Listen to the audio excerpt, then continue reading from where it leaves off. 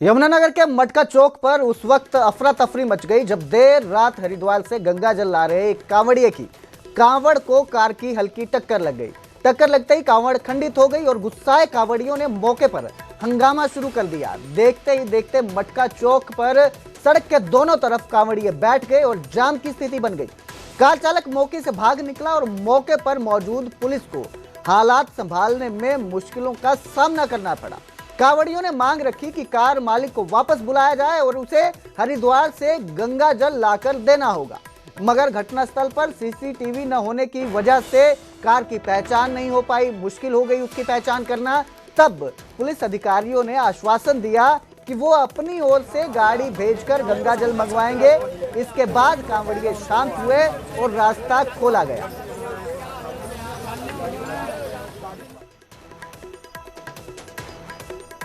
आया था यहाँ से तो उसकी कावड़ गाड़ी वाला मार के टरा के चला गया। क्या करेटा कौन सी गाड़ी? करेटा दिख रहा है वाइट कलर की।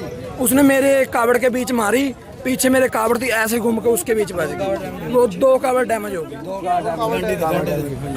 हम हरिद्वार से यहाँ पे बद्दी में हिमाचल में। पुलिस से बात अभी करनी है, उनको बोलना है कि हम उनको आधे घंटे का टाइम देंगे। अगर वही गाड़ी यहाँ पे पहुँचती है तो ठीक है, हम वरना उसके बाद अपना स्टेप चकेंगे।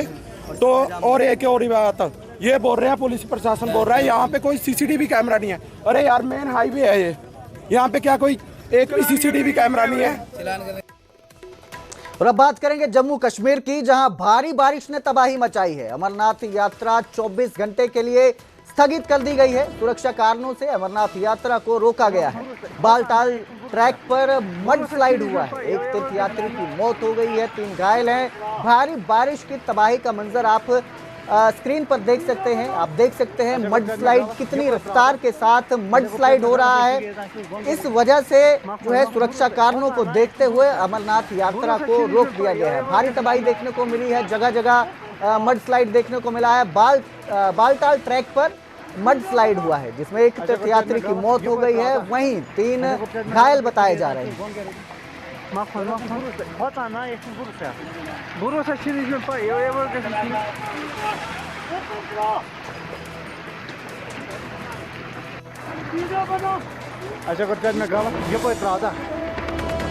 और अब बात करेंगे यमुनानगर के उस शख्स की जो मौत को छूकर लौट आया। यमुनानगर में एक शख्स अर्थी पर लेटा हुआ शख्स अचानक जिंदा हो गया।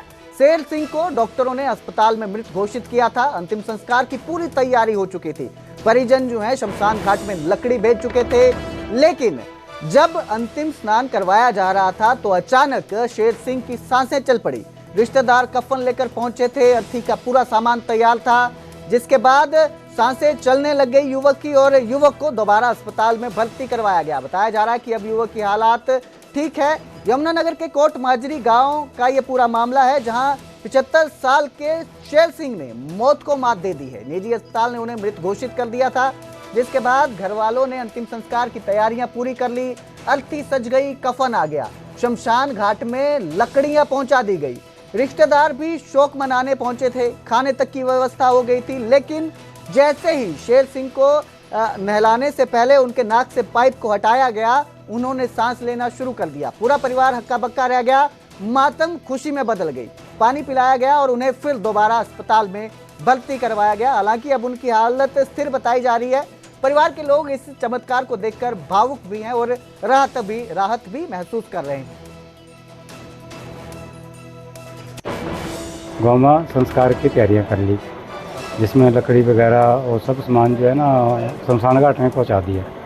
उसके बाद उसको तैयारी संस्कार के लिए करने लगे, नहलाने लगे। सबसे पहला तो नहलाने के टाइम कोई पाइप था उनके फेस के ऊपर लगा हुआ, उसको जब निकाला गया तो उसके बाद उसको एकदम सांस आया उसका, और सांस आने के बाद उसको पानी पिलाया गया तो उसने पानी भी पिया और सांस सही से लेना शुरू कर दिया और उसने अपनी टांग को भी ला दिया। तो इससे सबको लगा कि ये तो जिंदा हो गया। जिंदा होने के बाद फिर उसको डॉक्टर के पास लेके गए, जहाँ उसको एडमिट करा रखा। और रात सवेरे जाना जी 12 बजे, और सारे रिश्तेदार सब आए थे, वहाँ मृत घोषित कर दिया हॉस्पिटल से। हमने अर्थी उर्थी जो भी अपना सारा सौदा कर दिया तैयार। और कफन कुफन सब रिश्तेदार भी लेकर कफन आए थे, सब यहीं इधर आया, आपके सामने दिखाया आपने, ठीक है कि नहीं जी? कुछ अर्थी भी सारा कुछ तैयार पड़ा। देश के सबसे स्वच्छ शहरों में हरियाणा के 2 शहर करनाल और सोनीपत का नाम भी शामिल है। करनाल और सोनीपत को स्वच्छता सम्मान मिलेगा। आज राष्ट्रपति के हाथों ये सम्मान मिलेगा। कार्यक्रम में मुख्यमंत्री नायब सिंह सैनी भी मौजूद रहेंगे। नगर निगम करनाल को मिलेगा प्रतिष्ठित सम्मान। केंद्रीय शहरी और आवासन मंत्रालय ने यह जानकारी दी है। हरियाणा का पहला नगर निगम बना करनाल नगर निगम। सोनीपत नगर निगम को बेहतर काम करने के लिए पुरस्कार दिया जाएगा। करनाल की मेयर रेनू बाला ने सम्मान मिलने पर खुशी जताई। 2 अक्टूबर 2014 को पीएम मोदी ने स्वच्छ भारत मिशन की शुरुआत की थी। इस अभियान का उद्देश्य पूरे देश को स्वच्छ और गंदगी मुक्त बनाना है, जिसके तहत अब हरियाणा के 2 शहर करनाल और सोनीपत का नाम आया है, जिन्हें सम्मानित किया जाएगा। माननीय मनोहर जी के नेतृत्व में हमने अपने कदम को आगे बढ़ाए और 2017 में हमने पहला अवार्ड हासिल किया जो हरियाणा में स्वच्छतम शहर का था, और नॉर्थ जोन में भी हमने पूरी तरह से स्वच्छतम शहर का अवार्ड, हमारा 65वां रैंक हमने हासिल किया था। और आज जब ये स्वच्छता के कदम आगे माननीय मनोहर जी के नेतृत्व में बढ़ते रहे, आज माननीय मुख्यमंत्री श्री नायब सिंह सैनी जी की अध्यक्षता में प्रदेश आगे बढ़ रहा है। माननीय हमारे यूएलपी मिनिस्टर विपुल गोयल जी का मार्गदर्शन हमें मिलता है। माननीय हमारे विधायक जी, हमारे स्पीकर साहब हरविंदर कल्याण जी का मार्गदर्शन हमें मिलता है।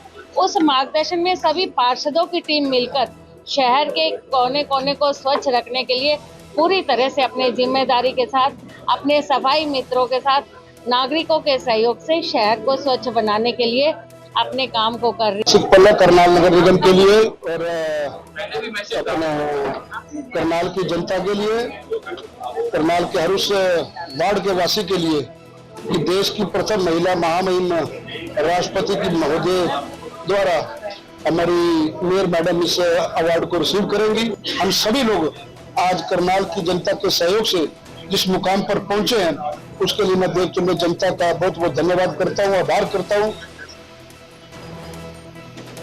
गुरुग्राम को मुख्यमंत्री नायब सिंह सैनी ने 208 करोड़ रुपए की सौगात दी। सीएम ने 11 परियोजनाओं का उद्घाटन किया, 2 परियोजनाओं का शिलान्यास किया। कष्ट निवारण समिति की बैठक में 15 समस्याओं का समाधान हुआ। स्वच्छता को लेकर पार्षदों और अधिकारियों को निर्देश दिए गए। अधिकारी काम नहीं करें तो शिकायत करें। सीएम ने लोगों से अपील की है कि अगर कोई भी अधिकारी आपको ऐसा दिखाई देता है जो काम नहीं कर रहा है, उसकी शिकायत की जाए। साथ ही स्वच्छता को लेकर पार्षदों और अधिकारियों को निर्देश दिए। सीएम ने गुरुग्राम में 11 परियोजनाओं का उद्घाटन किया, वहीं 2 परियोजनाओं का शिलान्यास भी किया है।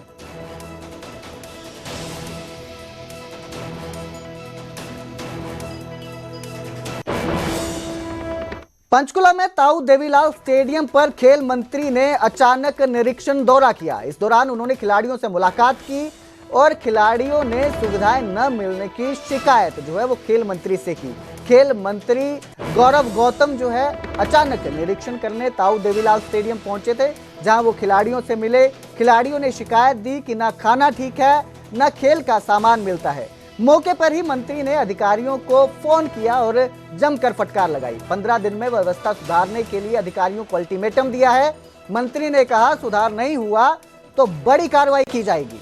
जिला खेल अधिकारी समेत 15 अधिकारियों को नोटिस थमाया गया। 1 दर्जन से ज्यादा कोच और स्टाफ पर भी गाज गिरी। स्टेडियम की खस्ताहाल व्यवस्था पर मंत्री गौरव गौतम का एक्शन दिखाई दिया है। खेल मंत्री बोले खिलाड़ियों से लापरवाही बिल्कुल बर्दाश्त नहीं की जाएगी।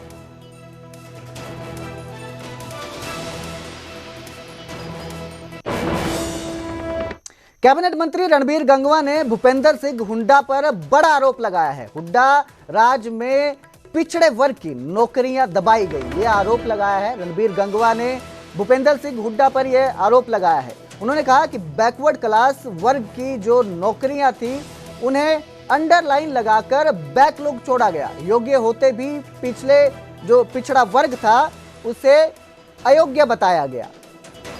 कांग्रेस सरकार में जनरल को बैकवर्ड क्लास के पद दिए गए। बीजेपी सरकार में सभी वर्गों की नौकरियों पर काम हुआ, भर्ती पर काम किया गया। इसके साथ ही अभय चौटाला को मिली धमकी पर भी उनका बयान सामने आया और कहा कि इस पूरे मामले की सख्त जांच जरूरी है। बदमाशों की जगह या जेल में है या हरियाणा से बाहर। राहुल खड़गे के J&K पत्र पर भी उन्होंने बयान दिया और कहा अब समझ में आई बात।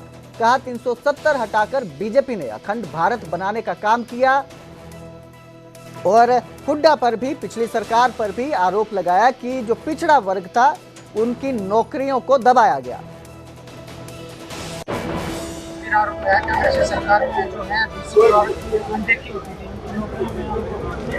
इतिहास गवाह है इस बात का कि किस तरीके से जब भी कोई कांग्रेस की सरकार विशेषकर होती थी, भूपेंद्र सिंह हुड्डा जी चीफ मिनिस्टर होते थे और तब बैकलॉग छोड़ दिया जाता था।